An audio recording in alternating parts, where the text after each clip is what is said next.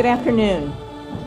I'm Mary Kirchhoff from the American Chemical Society, and it's my pleasure to welcome you to today's discussion on STEM policy in the next Congress, 2- and 4-year degrees, the 224th installment of ACS's Science in the Congress series since 1995. ACS is a nationally chartered not-for-profit with nearly 157,000 chemists, chemical engineers, and related professionals. Its members are actively engaged in solving some of our most pressing global challenges, and ACS is one of the world's leading sources of authoritative scientific information. Today's program is the first in a series of discussion-based briefings that ACS Science in the Congress is hosting through January 2017. Panelists will discuss their thoughts on how a given policy topic may be considered at the national level in the new year, given the incoming administration and congressional sessions. Specifically, today's panel will consider factors balancing the workforce needs for skilled science, technology, engineering, and mathematics, STEM, graduates, while students themselves find nonlinear paths to graduation and career. Before we start the program, a few housekeeping matters. Before you leave today, please fill out an evaluation form and leave it on the table in the hall. I also ask that you please silence your cell phones at this time. For those of you watching on live stream, if you wish to ask a question, please post it as a comment in the YouTube video. You will need to log in with a Google account to do this. Today's moderator is Laura Pence. Her biography and those of the speakers are in the packets handed out today. So I will briefly note that she's a professor of chemistry at the University of Hartford and also currently serves on the board of directors of the ACS. In 2012-2013, she spent a year as a Congressional Science Policy Fellow in the office of Senator Michael Bennet of Colorado. Laura. Thank you. Thank you, Mary. When I think about STEM education, I really look at it, it has a twofold purpose. So there's the purpose of educating future STEM professionals, people who are going to work in the field.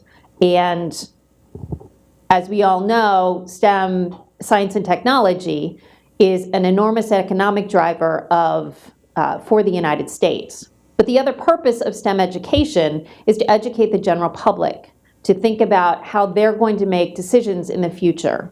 So certainly when I was an undergraduate, the internet didn't exist, the human genome hadn't been sequenced, cell phones didn't exist, and wind power was something that Denmark did. So how do we educate really the general public, not just for now, but for the future, so that in 20 years, when there are even more science and technology developments, how do we prepare all of our population to make good decisions and good choices? In order to make good STEM policy, you really need a variety of different perspectives. So you need people at the national level who are looking at the big picture of what's happening from kindergarten through postgraduate degrees. You need people who are looking at what's happening in different states, what's happening around the country. So really the big picture perspective. You also need people in the classroom. What kind of students are they seeing? So in my more than 20 years of being a college professor, I've gone from having classes where all of the faces are white to the point where in many of my classes, only a minority of the faces are white. The others are faces of color. So that's very empowering. How do we make sure that we're serving those populations effectively? We also need perspectives from the students who have been through the programs and who are off looking for jobs. What helped them in their undergraduate educations? What do they wish they had more of? And so in our panel today, we bring you all three perspectives. So I'm going to introduce each of our panelists and give them a moment to talk about what's on their radar in STEM education at the moment.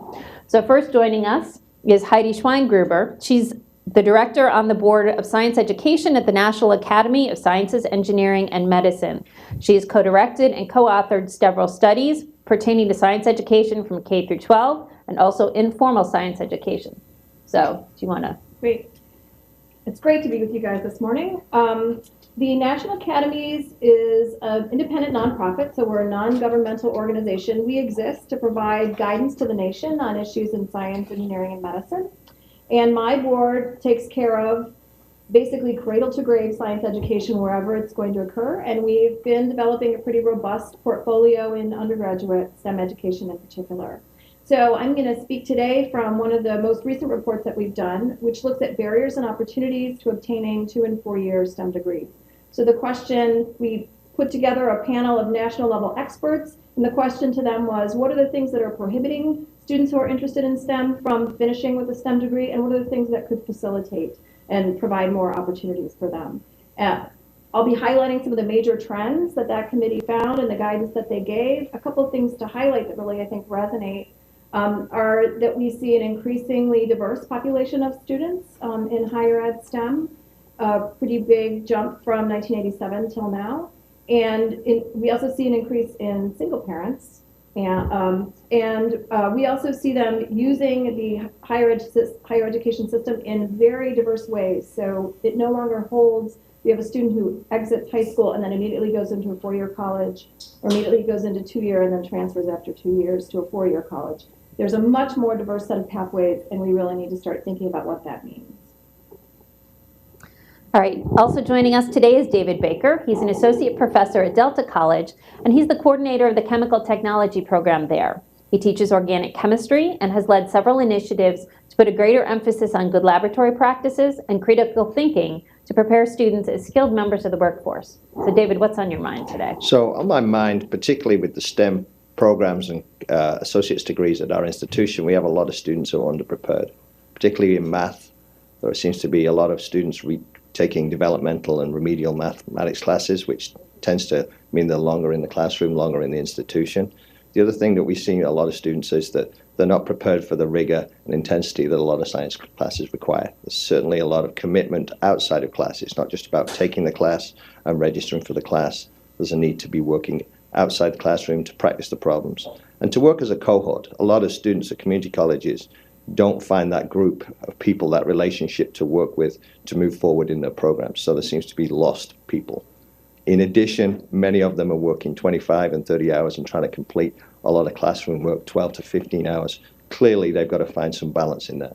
And there's something we have to consider is, do students need to consider, when they sign up for classes, to consider a balance of their class and their life and what else they'd like to do with their time? All right, thank you. So rounding out our panel this morning is Joe Saviano. He's a formulation chemist who works with the ACS Committee on Technician Affairs, and he's also active in the ACS Division of Industrial and Engineering Chemistry. So Joe, tell us a bit about your perspective. Oh, it popped on.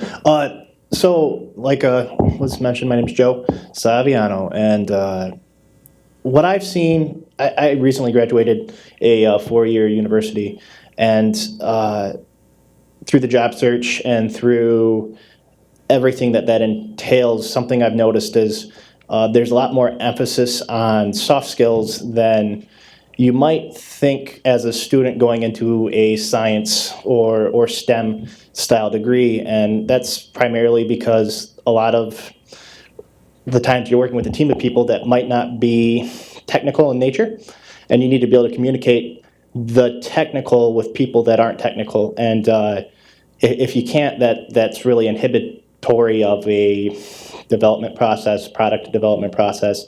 You're looking at industry, the soft skills I feel need to be focused more in the university setting. All right, thank you. So what we're going to do today is the four of us are going to talk and do some questions and answered. And after about 40 or 45 minutes, we will be accepting questions from the audience. So you can be thinking about what you want to hear about from this panel. Again, remember that if you are on the live stream, you need to sign in with a Google account and put your comments below the YouTube video. So let me start off and pick up something that Heidi said, and that's looking at, well, what we call the pipeline. So we have this idea that a student in middle school will become interested in science and technology in high school, and they go straight to undergraduate school, and they get out in 4 years, and then they go to graduate school and do that in just 5 years and they become either a professor or they go into industry. So we call that the pipeline, and sometimes we talk about the leaky pipeline. So this is a question for everyone. Do you feel like that's really typical of the path that scientists and technology people take these days? Or do we need to think about another way of thinking about it? So now, I don't know if I had this on when I was talking before. I have it on now. So basically from the report, there was a really interesting finding that the pipeline is pretty much a terrible metaphor for how this actually happens, and that a lot of people are starting to use the term pathways instead. So the committee found that many students are navigating higher ed in a more, almost like a more consumer way. So they're doing some courses at two-year colleges, they might transfer, they might have dual enrollment in community college and a four-year college at the same time, they might actually reverse transfer and go back. And so there's some very complicated pathways going on. We actually have a slight increase in part-time students, and that reflects that it's much more complicated than we've thought. And in addition, there is some evidence that some students come online into STEM during their higher ed years, and they would be lost if you were only thinking about moving that pipeline from high school into higher ed. And so part of what the committee was looking at was both how do we keep students on that pathway while they're there, but how do we attract people into that pathway later on also? I think one of the comments you made was attraction is critical, and attraction clearly is in middle school. At high school, it's not going to be attractive as much. It's middle school where students are attracted into science. But as Heidi mentioned, a lot of students come to our institutions from four-year institutions. So we're back to a two-year. They're learning a few classes. They're taking a few classes at a time. They're also working and trying to get a co-op position. So clearly a lot of complicated issues. But I would consider it more as a pathway with ramps on and off. It's a constant dynamic. I think that's what you need to see, that it's not a pipe. So David, why do they start at a 4-year and then what people would think of as going back to a 2-year? Well, some people find it difficult to be away from home, obviously, and then there's the rigor of the courses and specifically the cost too. And they realize that if they stay at two-year institutions, there's a more flexibility of part-time. And with that part-time comes co-op positions at local businesses and industry. And so besides being educated in the classroom, they're getting a lot of on-the-job experience, which is tremendous in the long term.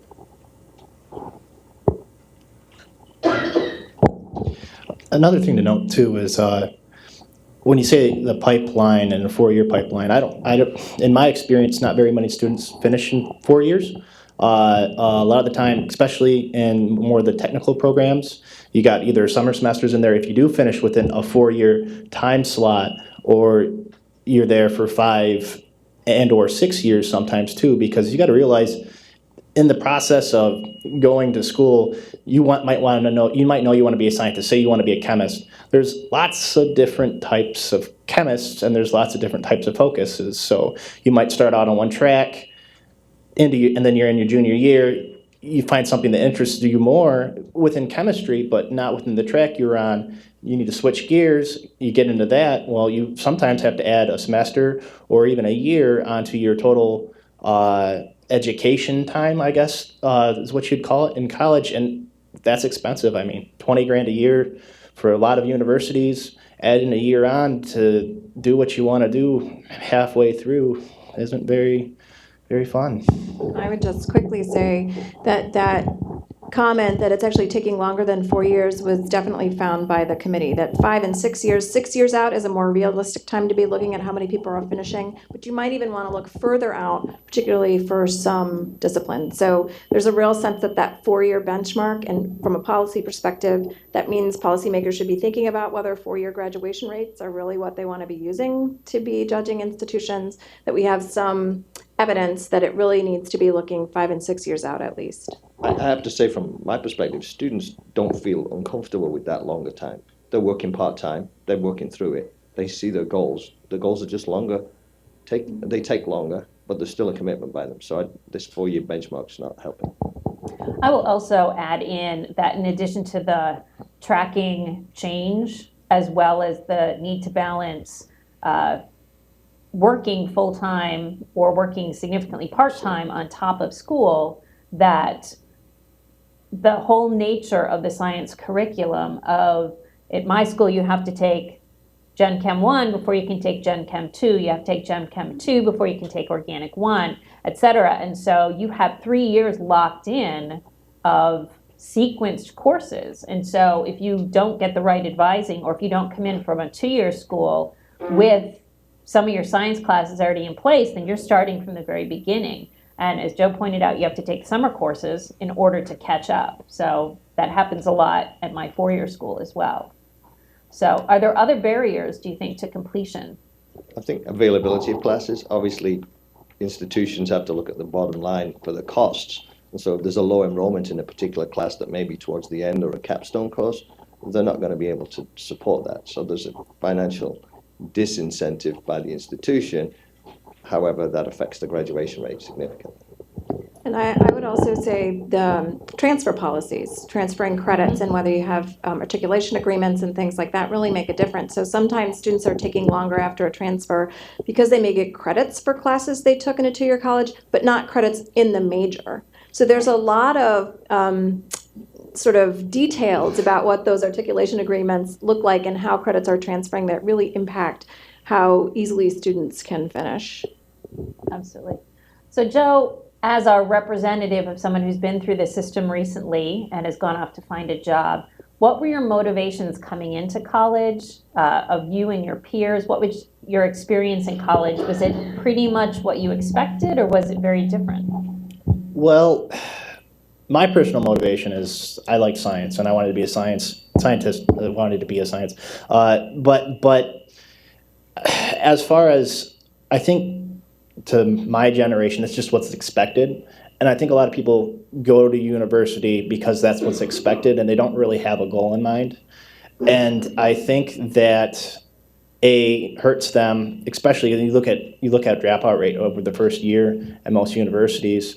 I know at my dorm, the 25% to 25 to 30% of the kids in my dorm were gone after the first semester, type of a thing. So I don't think people know what they want to do necessarily when they're enrolling, especially in STEM. They're just doing it because that's what's expected. And I don't think they are given the opportunity to explore what it is that they want to do. They're told, okay, science is this, or math is this, or engineering is this, but they don't get to actually do any of those things. So something that might sound good initially, because, oh yeah, this is going to be a great career and I'm going to really like it, and then you get into the swing of things, and then you'll see people going back to school after they finish their 4-year degree because, well, they got a degree in something they hate because they didn't have any exposure to what it is they were going to do in the first place. I think there's got to be a passion there. The students have got to be passionate about it. There's got to be commitment. And a lot of students, as Joe just pointed out, they're not quite sure. And so, having a dabble here and having a dabble here, and then recognizing this is a particular part of STEM I like this chemical engineering, this is really cool. It takes a lot of work, especially if you're not exposed to it on a regular basis from family or mentors or school. There's also some evidence that even students coming in thinking in a general sense that they're interested in STEM or they're interested in science, they often don't get the kind of advising that they need to get to let them know what are the pathways, what are the things that you need to do in order to end up with the degree, what does a course sequence look like, what does this discipline look like versus that discipline. And so some of the more successful institutions have been more proactive about how they're counseling students and providing them ideas about the pathways through, but that often is lacking, so that even if someone comes in with the passion, that doesn't mean they know the actual nuts and bolts of how they're going to realize that dream. So having talked to Joe about what are students like when they arrive, let's go to David. So have you changed in the last 5-10 years? Have you changed what you teach or how you teach? Certainly changed how I teach. I mean, we've got PowerPoints, we've got the internet, we've got overhead cameras. There's a lot more interaction. We're still using some of the fundamentals of science. And sometimes, as my colleagues point out, we're trying to get them to critically think. But the initial part is we've got to give them information that they can think on. And that's the dour, gray stuff that they need before they can think about it. And so we've got to try and make that as interesting as possible. And that's a constant challenge. It's like, how do we get them to be logical, to be practical, and sort of generally build their lab skills? And that's something we don't really address too well. So Joe, so you did not go to Delta, correct? Okay, then this is not getting into anything. Just checking, because you're both from Michigan. Correct. So when you think back on your college career, are there classes that were particularly engaging? How were they taught? What grabbed you when you were in college? Honestly, the first thing that really grabbed me is our university has a 2-year associate's program called ICT Industrial. It's just an industrial chemistry program, and that's what really grabbed me, because that was the first time I got experience to this is what you do. It was not, well, let's take this lab and go through the motions and let's talk about the pKa of acetic acid for 3 lectures, and it was this is what you can do. And this is how you can do it. Let's make this plastic today, and or let's make this dye today, or let's do this or that. Let's talk about safety. Things like that are what captured my attention personally. The application is what captured my attention, and I feel that a lot of students don't get to see the application, the actual application, and how the scientific method or any method within their study or their curriculum is applied until 2-3 years into the program. And I think that's why if you look at chemistry, after 2 years in, you see a drop off of people switch majors or something like that, because they didn't get exposure. You've already invested 2 years into this. These credits are general enough to maybe get you credit somewhere else. So let's go somewhere else where I feel there'd be more potential, just because there's no exposure. Sure. So there's actually, recognizing that a lot of students have had that same experience, there's actually kind of a national movement to re-examine how teaching is done, how instruction is happening in STEM, with a move toward more active learning, more interaction, and particularly allowing students chances to get involved in stuff that's more like research, that's more like what scientists or engineers actually do.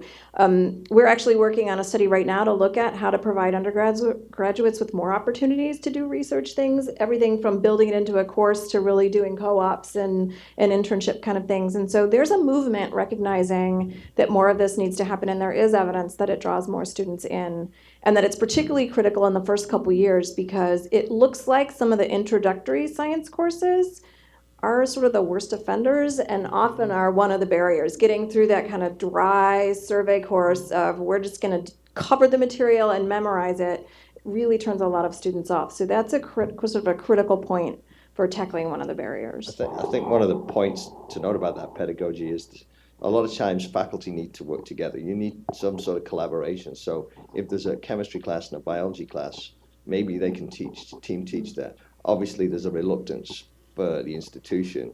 I don't think there's any solid barriers, but there's a reluctance by institutions to sort of say, well, how much is this going to cost us in the long term? But to have that combination of practical experience and sort of have two faculty just discussing it across the table really enhances that. Oh, I can see how that applies. Oh, I recognize that. And that sort of fits into what Joe said. With regards to some of the practical applications, we're always reluctant in terms of cost and also safety with some of the labs. But we can certainly, that's a barrier we can quickly overcome. Right. I think one of the barriers at that level is simply the number of students.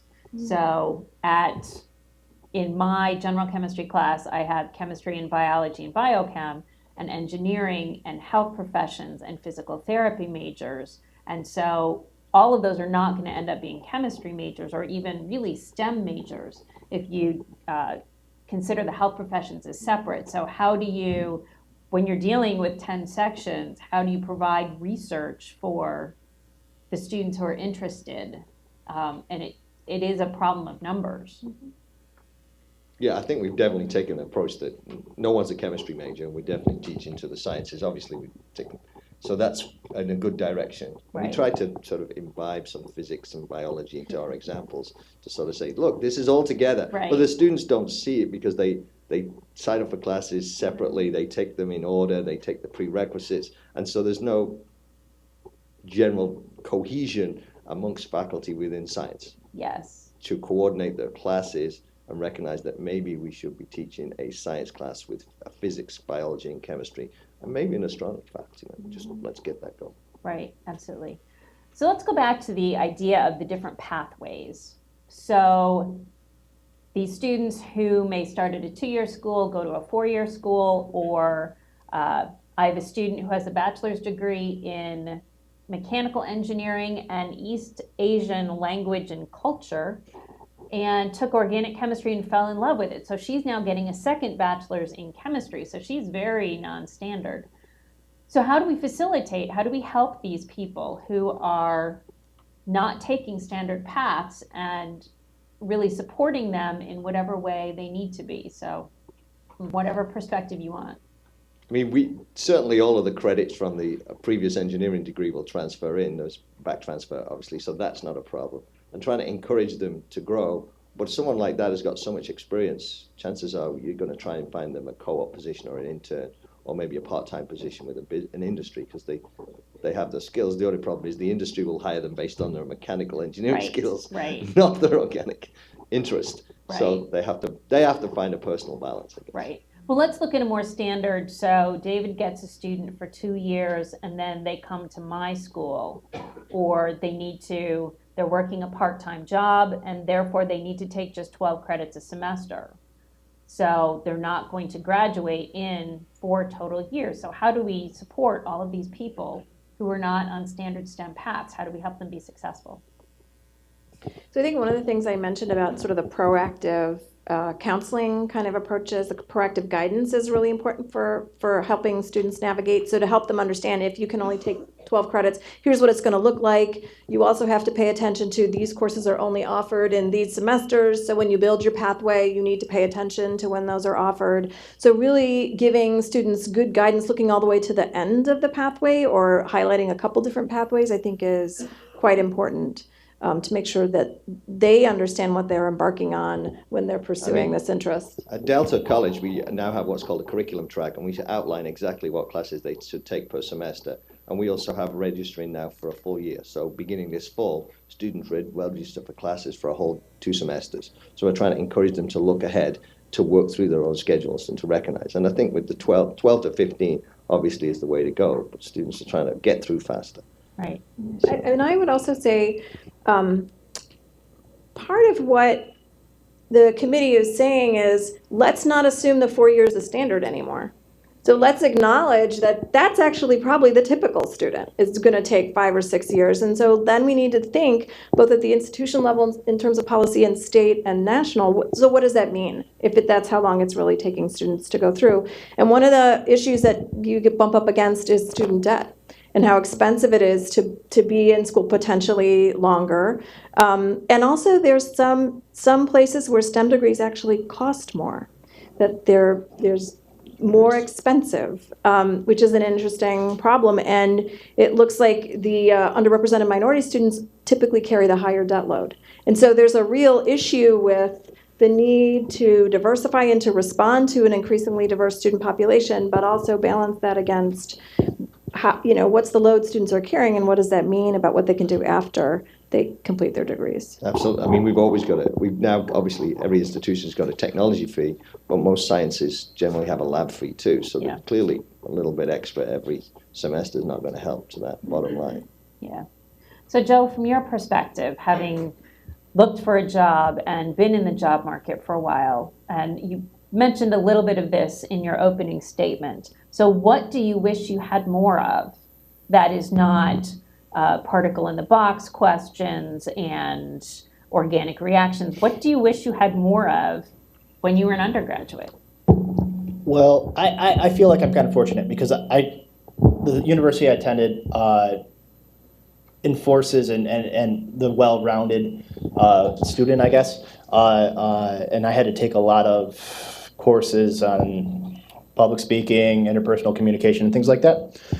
But what I noticed in my job search, and what I've noticed since, is there's a lot of emphasis on, like I said earlier, the soft skills, especially at the 4 and 2 year level, because essentially, what's the difference between a biochemist and a chemist when you're talking chemistry? At that point, you're both scientists. So what really differentiates you is your ability to communicate and work with a team and work effectively, be organized type of a thing. So there's a few analytical labs in the area I'm in, and they have quite a few biologists working in the analytical chemistry lab, and it's you're a scientist at the 4-year level. You have the skill set to do your experiments, do whatever you have to do. So it's a question of, can you work with a team?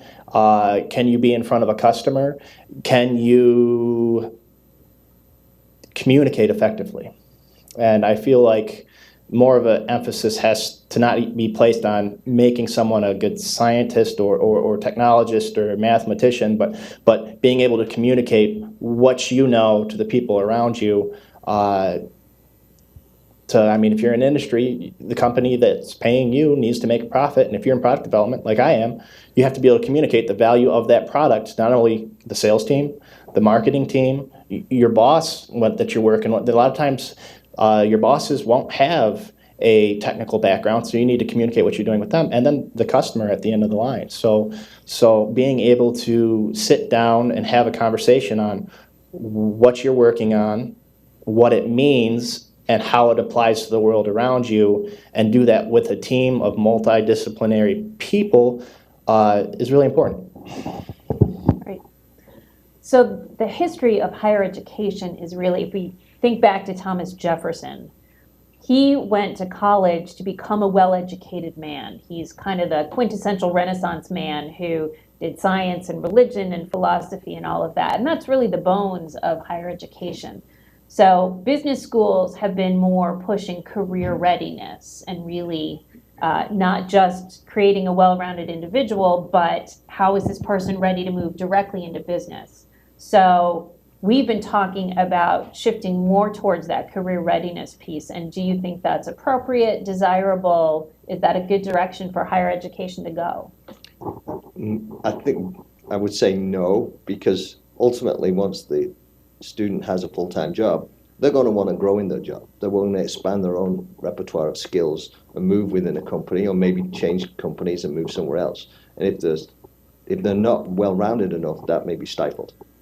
Employers may say, you've got all these skills, but we need you to sort of consider other things. So yes, they may have lots of experience, but I'm sure experience plus a broader education will certainly suffice them beyond a simple job. So I come at that question from the perspective of also working very deeply in the K-12 arena, where we really have to balance the notion that some of these students are going to go on to pursue degrees in STEM, but some of them are just getting a basic grounding to be a citizen and to use understanding of the STEM disciplines in decisions in their own lives. And so I look at the higher ed space in the same way, and many of our committees believe it has to be a balance. But interestingly, some of the things that would improve students' continuation in the pathways also will reach the students who aren't necessarily thinking they're going to be STEM majors. So if you improve instruction in the first 2 years, if you make those introductory courses more engaging, if you give students more of a flavor of what it would really mean to do science, they're going to actually learn it more deeply and appreciate it more. They may be able to be more critical of the things they read in the media, things like that. So some of the improvements that we're looking at,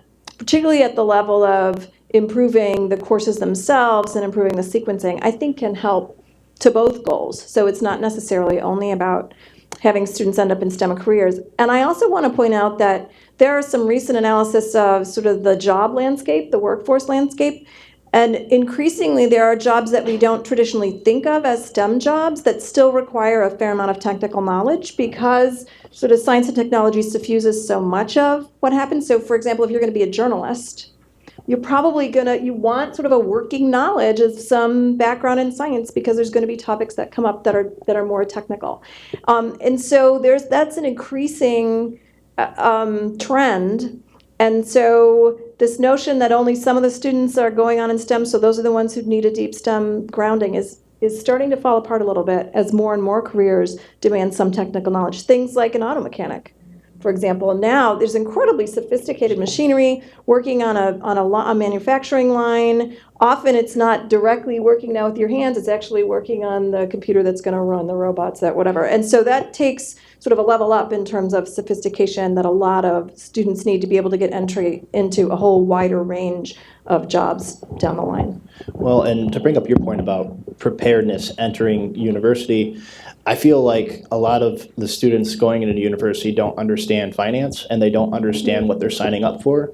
That $20,000 a year is just a number that's not really real to them, and they don't understand the impact. And you talk about going farther out of 4 years to 5 and 6. Well, there's another $40,000 on the plate. If you don't understand what that money means, it's hard to really look at what you, I guess, it's just not understood. And then you get out, you didn't really know what you wanted to do in the first place, but you have a degree, you have a hard time finding a job, and you get something, it's not really what you want to do, but it's a job, and then you get handed that student loan bill, and does it make sense sometimes? It depends on what you're going into sometimes, but I don't think finance is understood from the K through 12 level going into college, and I think a lot of like the financial impact could even be negated by just understanding standard home economics. You know, you eat out every day as a student, and this money's not real that you're spending, right?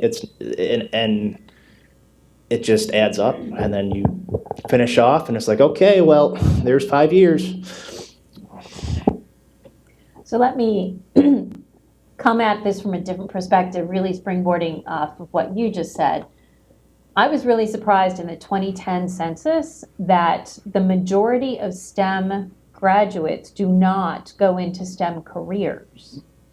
So is there still value in educating all of these people with science and technology backgrounds? I think you're talking to the wrong audience for us to give any other opinion, and of course there is. Absolutely. I mean, there's a famous line that not all chemists wear white coats. They do a lot of things. They're ubiquitous throughout society. Engineers do a lot of different things. But that training gives them common sense, practical ability, logic, reasoning, critical thinking skills, and hopefully, as Joe mentioned, we're trying to blend in more of that communications, commitment, and teamwork aspect. So yeah, not at all. I think society would be significantly poorer if we didn't have that. Right, and I would also, I mean, just to echo the point I made previously, that more and more jobs actually do require it, even in a hidden way, which means that if you pulled back on providing that to students, it's going to lock them out of job opportunities where they didn't necessarily know they needed that background. So, I mean, I think both for a citizenship and sort of personal decision perspective, it really needs to be taught. I mean, let's not forget, too, it's one of the crowning achievements of humanity. They're amazing subjects. And so to not understand these whole disciplines where people have made amazing advances and basically deeply shaped the whole world we live in now, that would be a shame. I mean, given the fact that we're in Washington, I think it's interesting that James Smithson himself said society can move forward with benefiting from the input of science.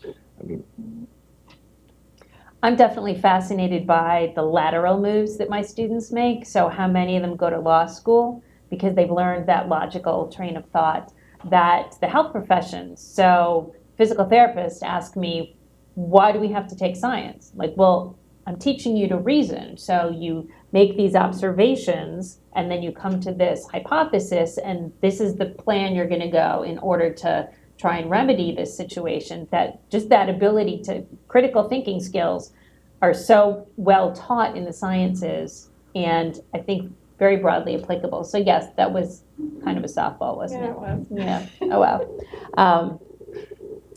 So can I add one? Yeah, It's a so- twist on that, but it occurred to me, one of the issues that the committee that did this report on pathways to 2 and 4 year STEM degrees really grappled with was the problem of diversity in the STEM workforce and diversity in the kinds of folks who are attracted to STEM degrees.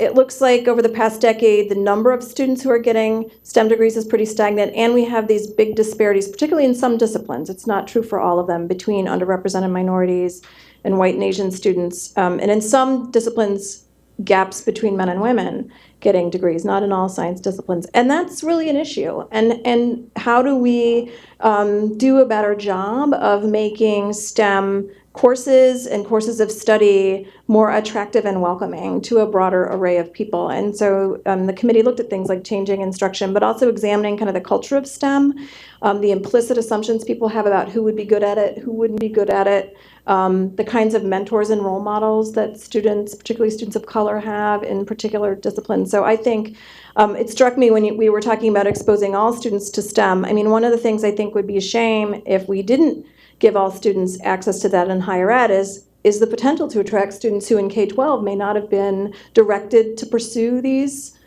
fields of study. Bring them in higher ed, and if you don't make it accessible, that's simply not going to happen.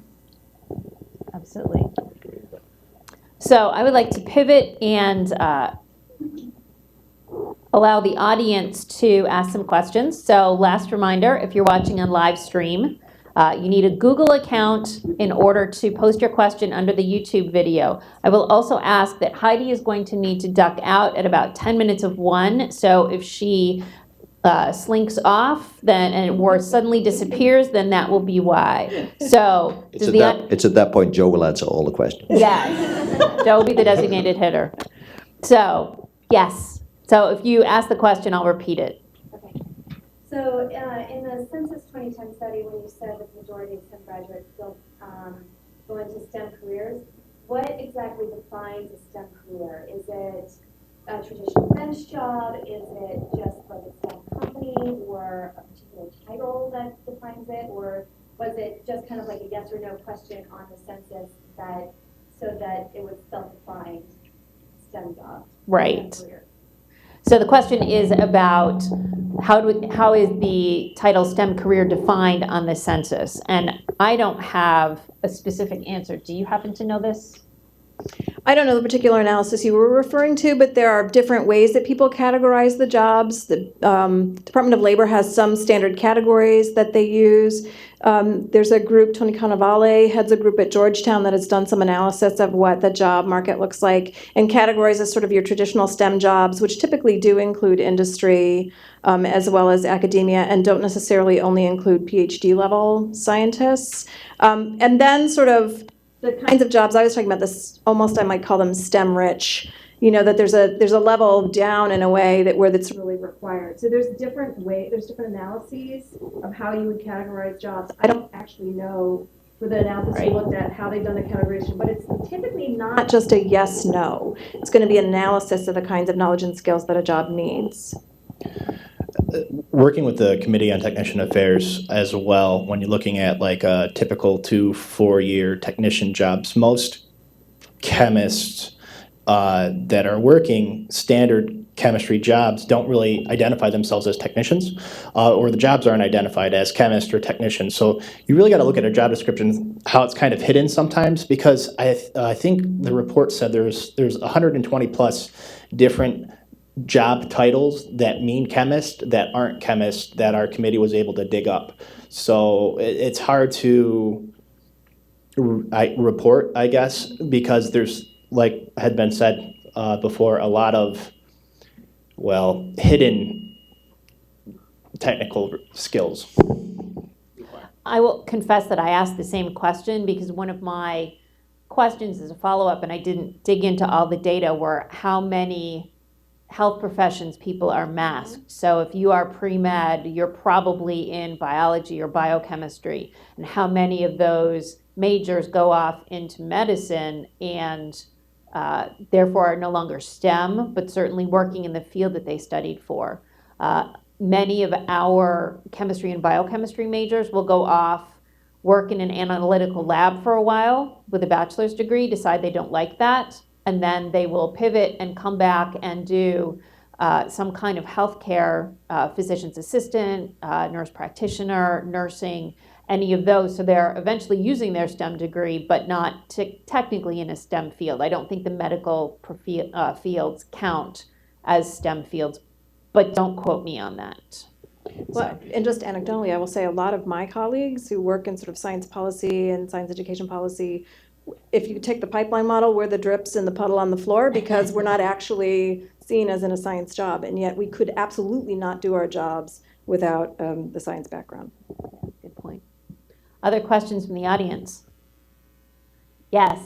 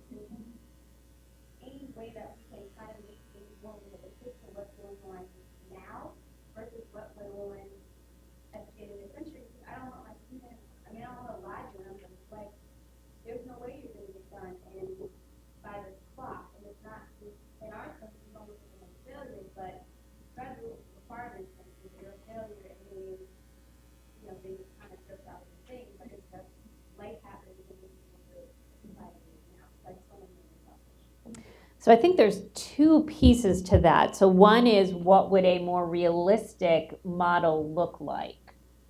Particularly recognizing that in 100 years, there's more science out there. So maybe that is the main question, is what would a more realistic program look like with a more realistic timeline?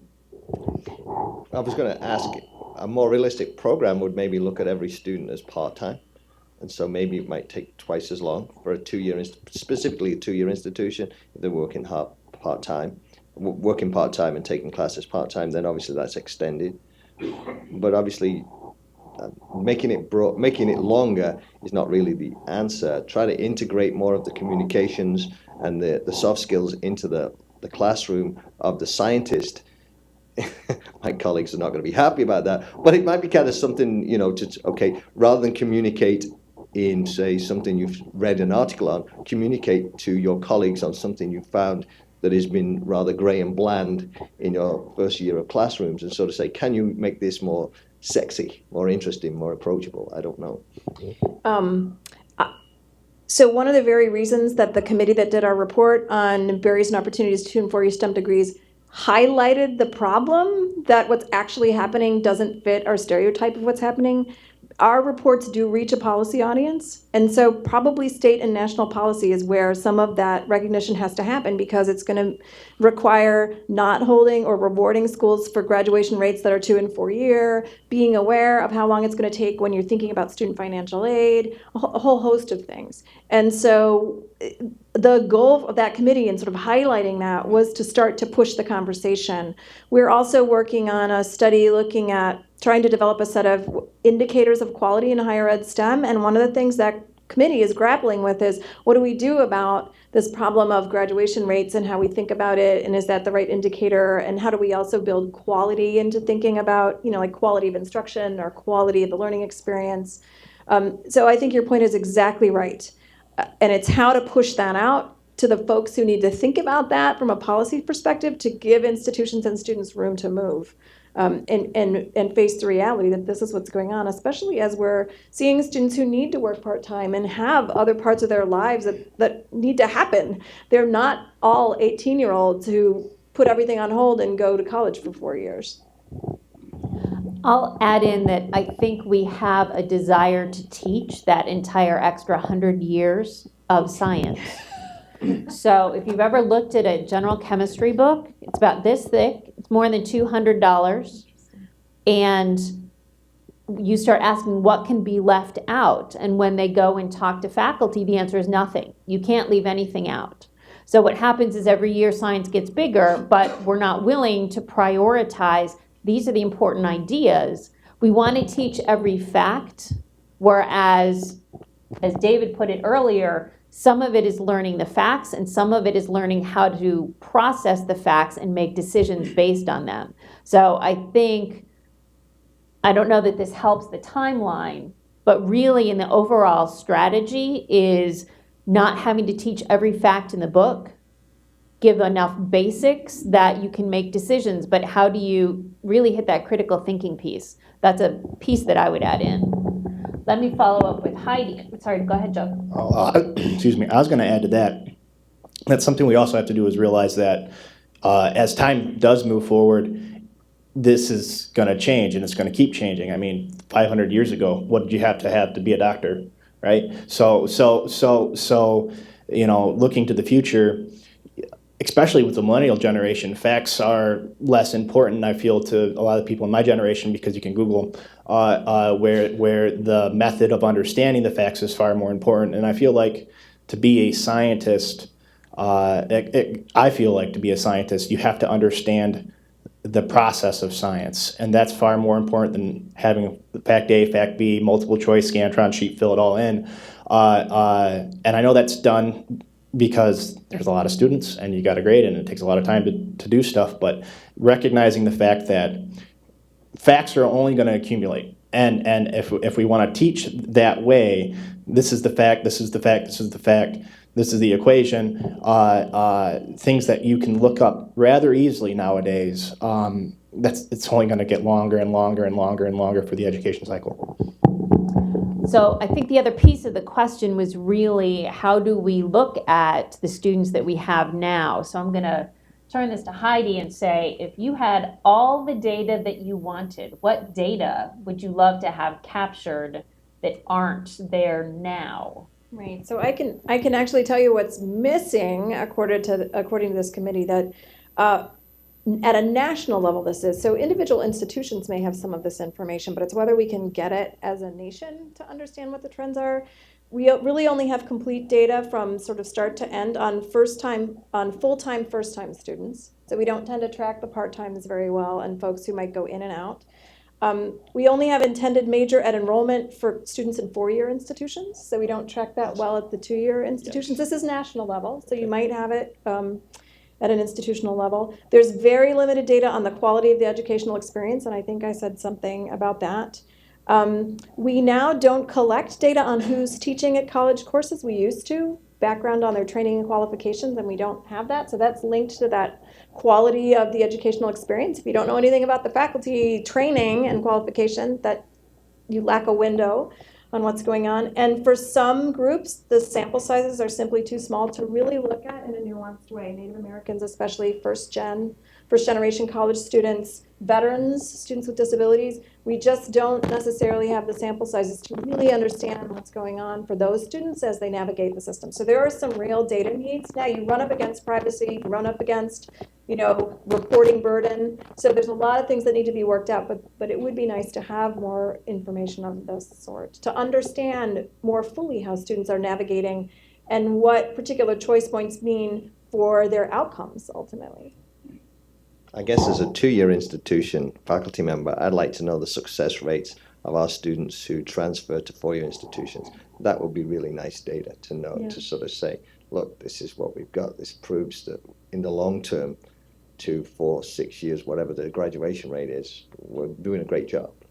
And, some feedback on things we don't do well, too. That's important. Yeah. Yep. All right, other questions? Yes. Hello. Thank you for putting this together. I know how you mentioned it a few times about the disparities between underrepresented minorities and the areas of STEM. And I was wondering, in your opinion, how to not only attract that talent, but retain them once you have them to ensure they're successful. So the question is about how to both attract and retain underrepresented minorities.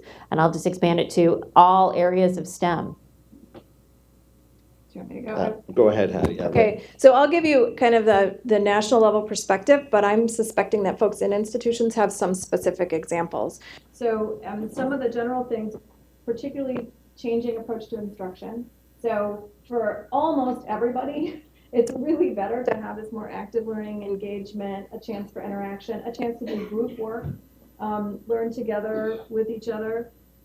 There's a real problem, it seems to be, with kind of the culture of STEM.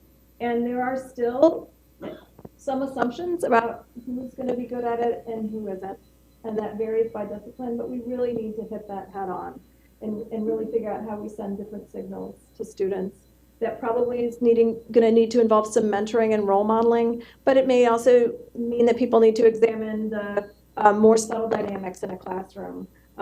How you set up, how discussions go, how you decide to call on students. Not everyone's comfortable raising a hand to answer in a lecture of 100, 200 people. So really thinking about the dynamics and the culture of STEM and the expectations of a variety of students. It also looks like really thinking about the co-curricular, so the whole system, not just assuming they come into a class and then we're done with them, but looking at the surrounding support. So things like living learning communities where you have students that form sort of smaller communities and they're moving through courses together, that can help. Summer bridge programs can help. One of the things we see is currently, and I suspect this will change, a lot of the students of color are coming through the two-year colleges. Sometimes they've had a lack of opportunity in K-12 in the school systems. They're sometimes in where they haven't had as much a strong a grounding. So recognizing that and providing bridge programs, providing not necessarily remediation, but ways for students to catch up, but not be relegated to courses that aren't really at the college level or aren't interesting. Just because they don't have the full background. So there's a lot of different models, but it's going to take some concerted focus to make that a priority. Yeah, I'd have to say within our institution, we have a program called the Dreamers, where we try to get high school students to come in and sort of participate in a lot of college activities. So we do a lot of outreach. We've had some pilot research programs in the summer to do that. But I think one of the major things we're missing is that once they come to our institution, retention, especially if there's only one or two in the class. If you're trying to form a cohort, they have no grounding sort of correlation, lifestyle support to sort of recognize that. And I'm not sure how that should be addressed. But I think that is an issue because most scientists tend to study together and work together. And if you don't have a social perspective of that group, that really does hurt you. And I'm not sure how that is addressed. As far as attraction, I fundamentally believe that you decide if you want to be a scientist, at least if you're going through the pipeline program, K through 12, that's where you're going to get the biggest impact of what you want to do. At least to start yourself within your college career. So I think not only do you got to attract the students and the minority students, especially, but you also have to retain them once you have them. And I think a lot of the retention problems isn't necessarily from a lack of interest. And I believe this is for all demographics. It's the system right now, the way it's set up, it makes people uninterested in what they're doing, I guess. Once you've gotten that spark, if you have gotten that spark, which we need to facilitate, is sparking that interest in science and STEM. But you got to keep it. You got to retain it. You have to nurture it. And I don't think we're doing quite a good job nurturing that spark with any demographic. And let me just add, when I say sort of the culture of STEM needs to change, there's some work from, it's older, it's like maybe 10 or 15 years old, that looks at some of those introductory courses and critiques the sense of a weeder to sort of decide who's fit for STEM and who's not, and that some of those gateway courses sometimes have been treated that way. There's a sense, now there's been a movement to change that, and we didn't find really up-to-date data on this, but that's a real problem if that's still going on. That if those introductory courses are seen as gatekeeping courses that are designed to determine who's able and who's not, we really need to rethink that, because in shaping a course that way, it's so easy for that to fall into our own stereotypes about who should be there. And so really rethinking that whole approach and set of assumptions is really important.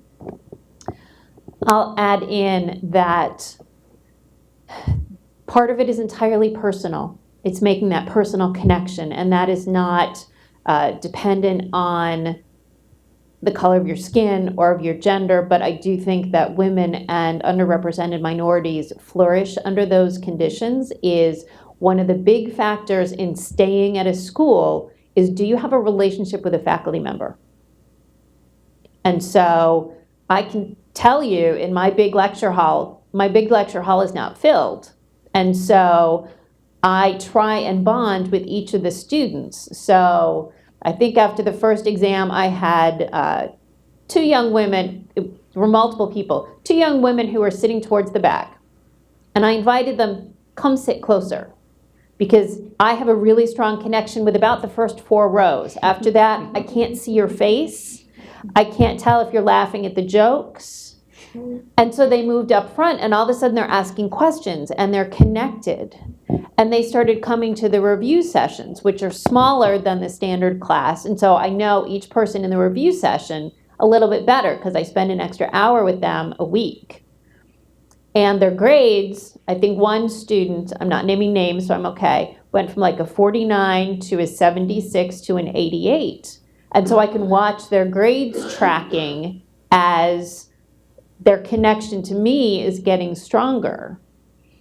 I can also tell you that when I go up to a student and I say, particularly biology majors, you're really good at this chemistry thing. Have you thought about being a biochemistry major?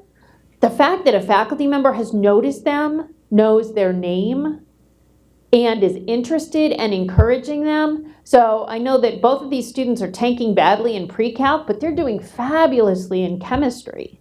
And I really think part of that is the connection. And unfortunately, that's not something, I think you can encourage that, but that's not a big policy thing. You know, you can't make a law that this is going to happen. That's the initiative of the faculty and the willingness of the students to connect. So that's my personal story.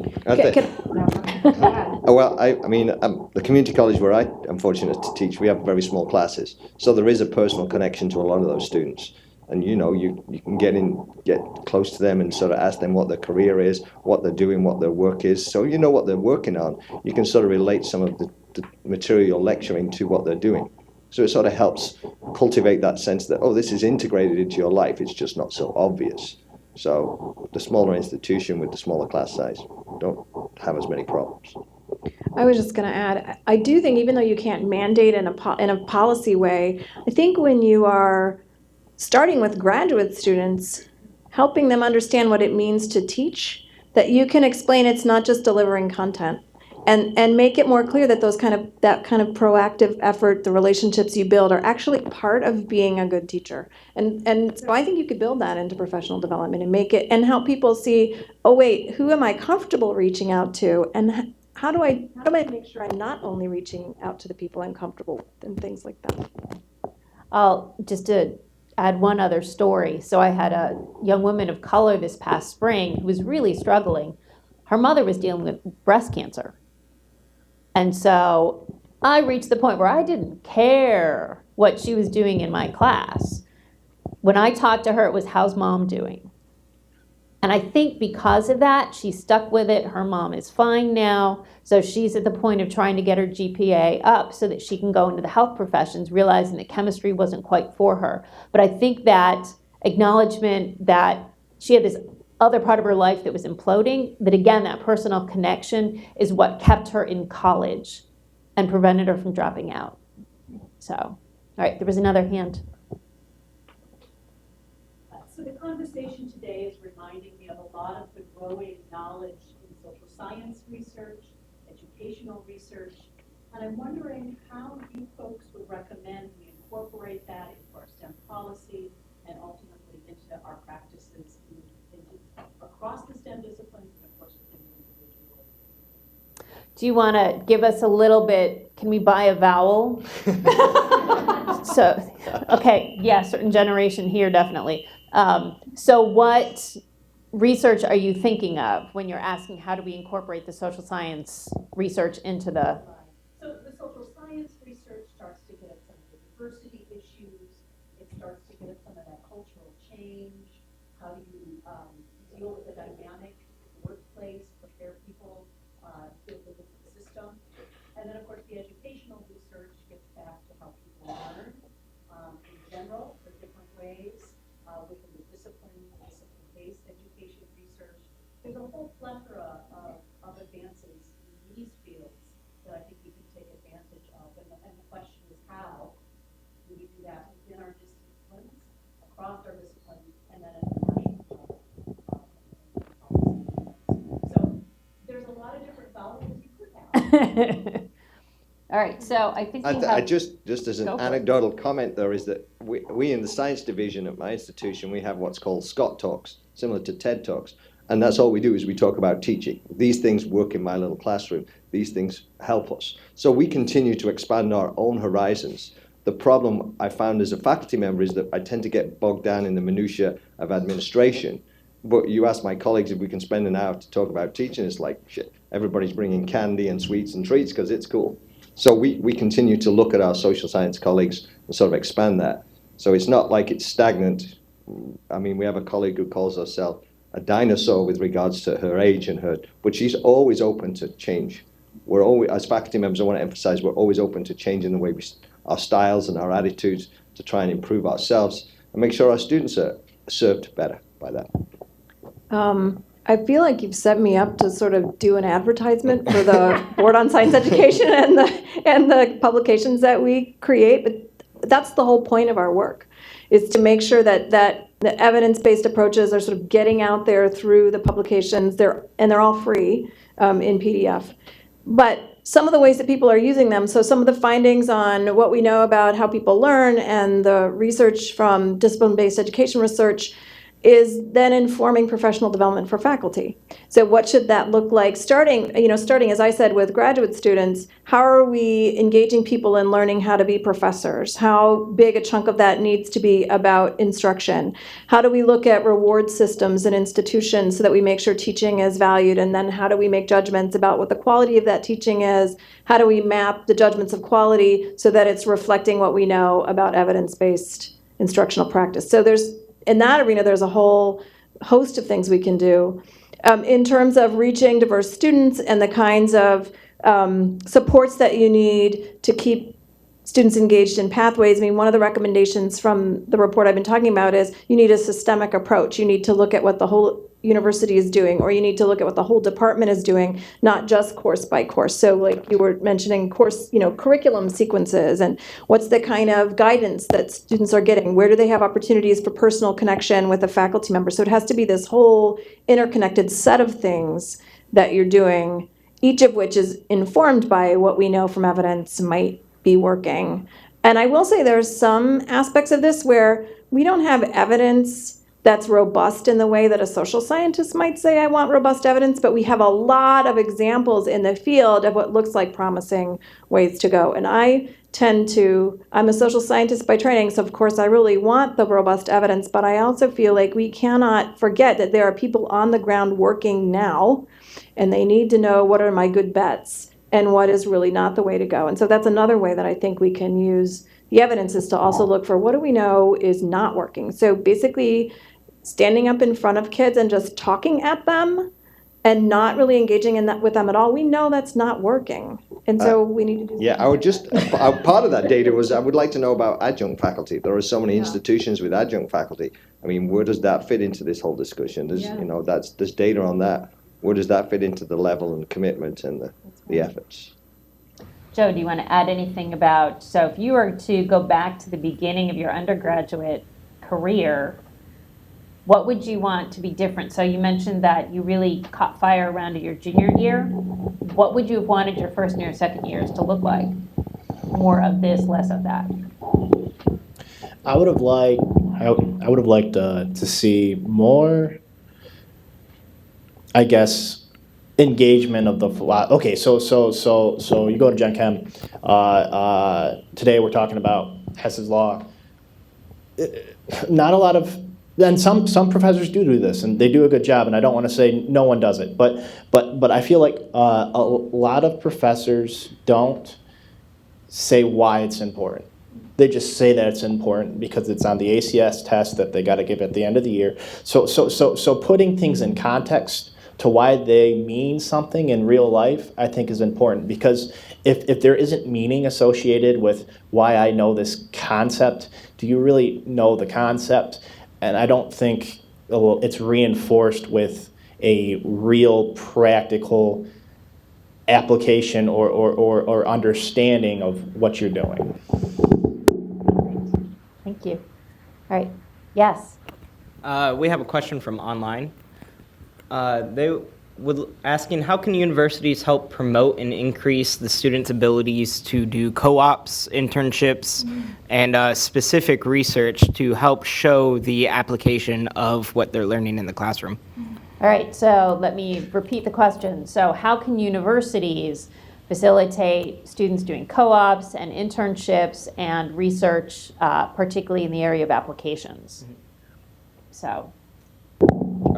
I guess I can answer this question. The idea is that academia and industry need to partner more. They need to partner on different levels, not only just on researchers working in labs, but on a higher level with people in HR or at a vice president's level to sort of say, what is our overall concept of how research is going to be done by our business, and can we employ more co-ops? By employing more co-ops, we get a relationship with academia, and in turn, academia can turn around and say, okay, can we work with you? Can we change our scheduling? Can we look at our curriculum? Can we move more flexible to that? So there is a direct evidence to suggest that students who are doing on-the-job training and taking classes are so much more successful when they move on to business. It might all, that question, and I can't give a detailed recommendation of specific steps, but it also strikes me that there should be some examination of sort of state and federal policy, whether there's any barriers to that, whether that be around how students get financial aid and things like that. So to make sure that you're not throwing up any barriers to facilitating more of those industry partnerships and opportunities for co-op and internships, and whether there's any ways to incentivize them. I think, yeah, through some sort of tax sort of incentive would help, sort of encourage students to take science because they see the benefits of being employed and taking classes, and then secondly, businesses would be employing them, so everybody would win in the long term.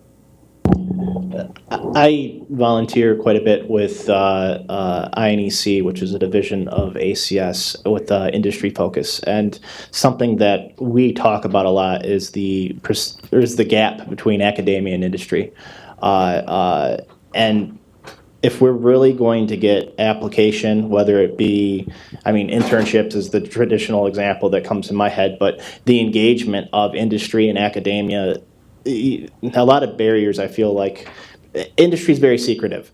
And academia is very, they like to share what they've found and what they've discovered, right? That's what journals are for.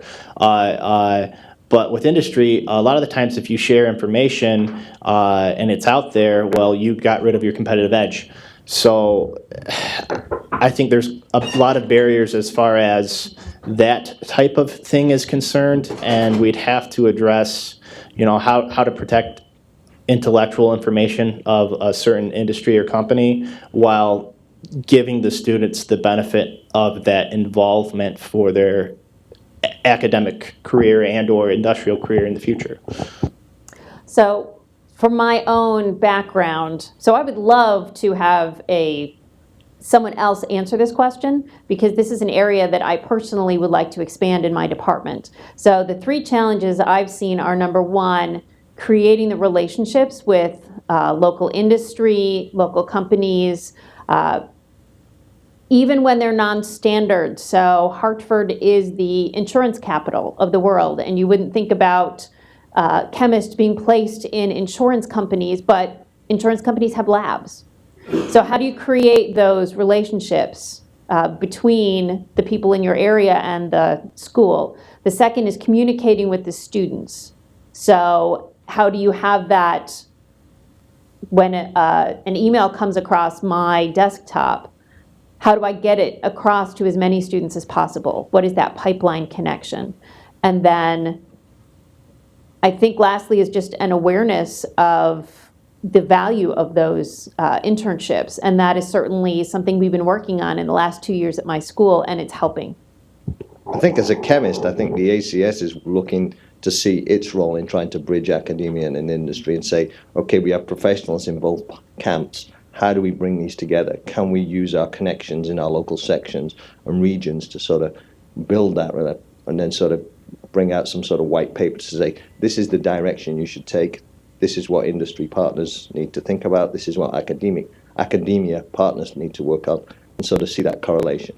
Right. And certainly I'm prioritizing internships and co-ops for all of the reasons that Joe has talked about. Is I think if you get into a company in your sophomore or junior year, you see what is going to be required and you work more on building those skills. It's a much more realistic understanding of who you need to be when you're all done.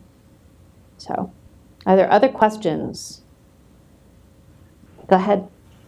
So we've talked a lot about student 4-year curriculum, and I was wondering how safety culture really gets incorporated into that curriculum, because when I graduated, there was basically the video at the beginning of the lab, and then that was it. So I was wondering if there was anything more that was being done in 2 and 4-year colleges to really bring safety culture up to the front. I guess as a chemist, I can say that we have students talk about the SDSs of a particular lab, bring in the SDSs, let's talk about them, let's sort of identify the highlights of the chemicals we're going to use and the potential hazards. That way, all of a sudden, the students are using those soft skills of communication, of reading and disseminating sort of the gray bland stuff. So we're doing that in the lab. We're also making sure the students wear the safety goggles and the glasses, and we use a lot of hood space to facilitate reactions. So there is an emphasis, continual emphasis on that. Another thing to consider too is not all students are going into large companies and corporations where safety is taken care of by a specific team. So I had, through my industry training at my university, I had a few safety courses that were part of the curriculum, which the normal just chemist track didn't have to take.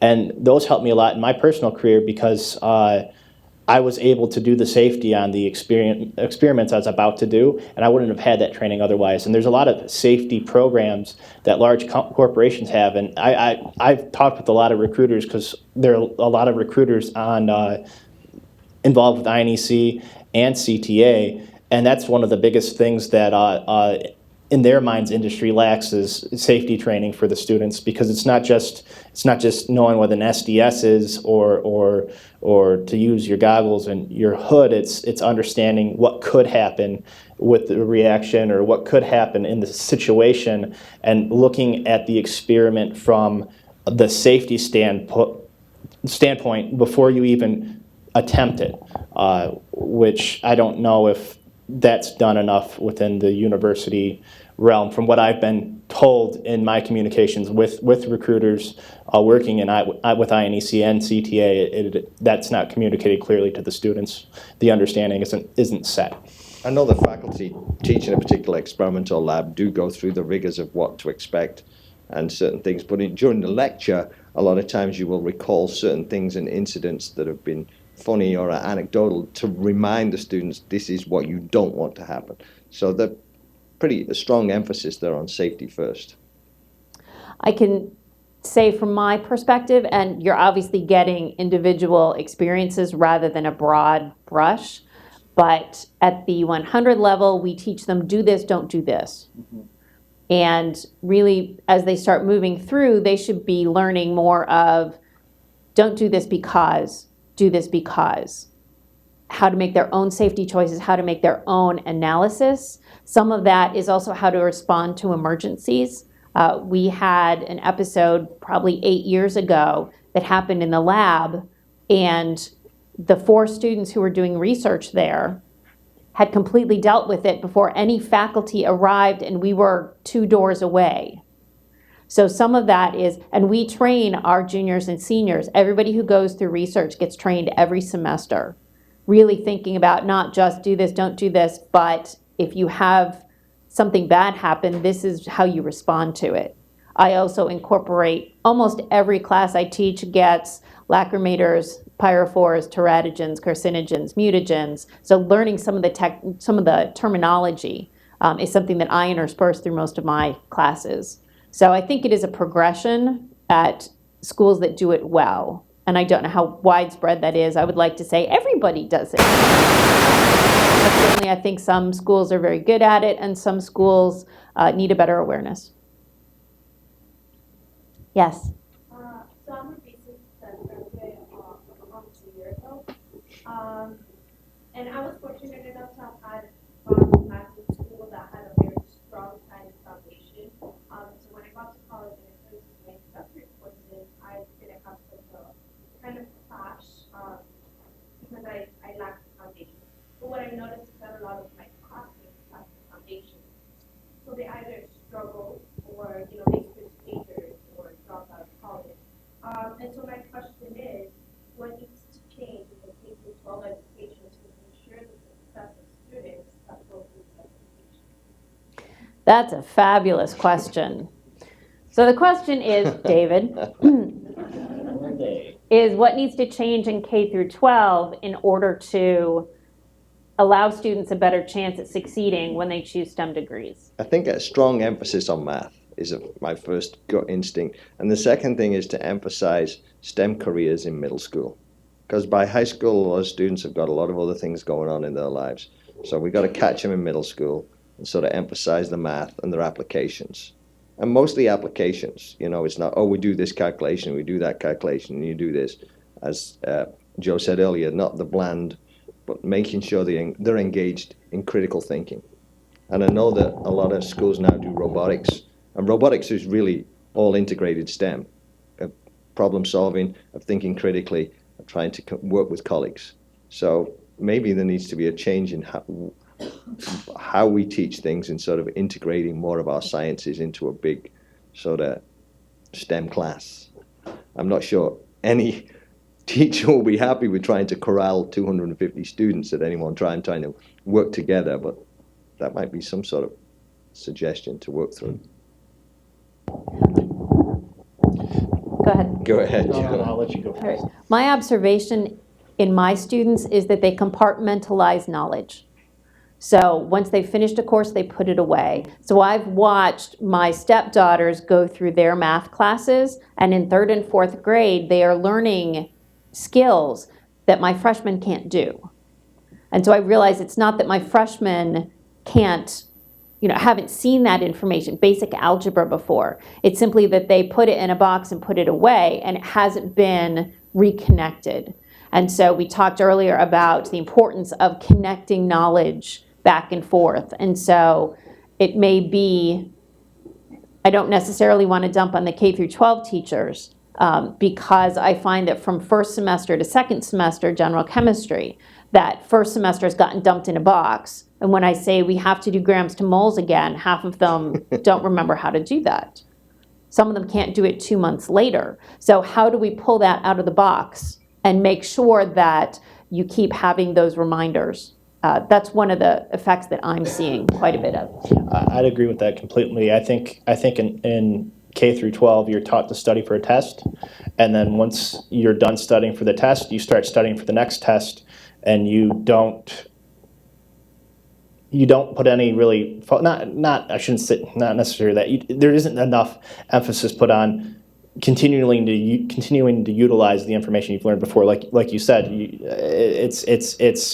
it's everyone studying to pass a specific test, and once that test is gone, out of sight, out of mind. That was a great question. Yes. So this may be slightly off topic, but I think it's related to the fun topic. I wanted to ask a little bit about education to the point of employment after you're done. Yeah, I've traveled to a lot of schools and I've talked about non-traditional science programs within one. And the question I'm constantly getting from students is, there's a clear path to either travel through in the academic world, and there's not. If I want to use my science education to go do something that's not taught for science related. And I'm curious, I get asked this question a lot, and I usually have a very unsatisfying answer of go figure it out. And I'm curious if you have some thoughts on this process of, as you said at the beginning, that science careers are getting more infused into a lot of other careers because the other problems around the world and other spaces are getting more connected to science. So as that continues to occur, what pathways, what advice can we provide to this upcoming generation of how to be scientists but not all that? All right, so perfect summary at the end is how do we help students make the transition from their STEM major to a non-standard STEM STEM career. And certainly the numbers I've seen out of graduate school is, and this will be true of either graduate or undergraduate, is only 20% are going to be professors. And maybe 20% will go into industry. And where does everybody else go? So. Okay, so I just want to clarify from my perspective is most of the people who are in academia teaching are either from industry or academia, so they don't see that. It's not like they can sort of provide you with a pathway because they've never experienced it. It's a new pathway, shall we say. Will you accept that? So it's okay. So as a small institution, we tend to send students to go see social science faculty and writers and people in English to sort of expand their horizons to do that. That's our approach. But my question then to you is, do you think in our STEM courses and programs we should include a component that says you can do all these other things? I don't know that I have a great answer for that. It seems to me that if we want to incorporate that into our educational component, we gotta legitimately incorporate it into our educational component. So to get a chemistry major, you must take we do this in requirement, at least in my school, I had to take 4 courses in biology, creating paper, but I didn't have to take any courses in communication or social science, like that. Oh. It was not required in a way. So maybe I'm wondering, is that an approach that could address some of this, as incorporating some of these other types of obligating them as opposed to just taking something? We can certainly obligate them, and we would be happy to do that, certainly to expand students. But the institute, I guess, rather than adding on, because that's simply, but the institution needs to sort of see that as a reasonable trade. This student wants to pursue this. Can we trade? Obviously, there are boundaries between science and social science and English and math, but that seems like a reasonable sort of thing you could take to a dean and say, look, this is where I'd like to go. Is it possible to trade these? And I don't think faculty are so rigid in their beliefs that they couldn't do that. I think that as time goes on, everything is going to get more and more technical, and it's going to have to for continuous improvement. Our world runs on the concept of continuous improvement, and for things to get better, you have to look at things with a different viewpoint, and a lot of things that weren't looked at by scientists, technologists, engineers in the past are becoming more and more scrutinized by the STEM methods. Now, I think all this goes back to what I said earlier with you need to have courses to develop soft skills and the STEM education, because that's not uncommon for like a bachelor's of sciences chemist to not have to take public speaking courses or interpersonal communication courses or social studies courses or social science courses even, and I was required to take those types of coursework in my program, but I feel like that needs to be done more because things aren't as compartmentalized as they used to be. At least that's what I've been told. I don't know how things used to be because I'm a kid. But from what I've seen is, again, through my job search, the reason I got the job I have is because I had the ability to sit down and have a conversation with someone on something I didn't know about, but use my critical thinking to help troubleshoot and problem solve something I had no idea about. So I'll simply add in 2 pieces. Number one is I think that usually gets sent to the Career Center because it's not something, as David said, it's not something that the faculty have the background in. And I don't think the Career Centers know how to deal with the non-standard pathways either. I have to say, though, that the career services tend to be a little extremely broad-minded. They've seen a lot of things, so they're pretty apt to sort of, if they don't have an answer, they will find one or they will connect with someone. So there's a lot of flexibility there, but it's incumbent upon the student to seek that information out. And that's something sometimes the STEM students it's like, wait, I'm out of the box there. I'm not so sure. There's a sense of fear of that too. All right. So I would like to thank our panelists very much, Heidi in her absence, David and Joe, for coming and having this great conversation. Thank you all for being here. Let me point out the next installment in this briefing series is on December 8th, and that will be involving national energy policy potentials in 2017. So if you want to make sure that you receive an invitation, please send an email to science_congress@acs.org. Thank you very much for coming. Thank you.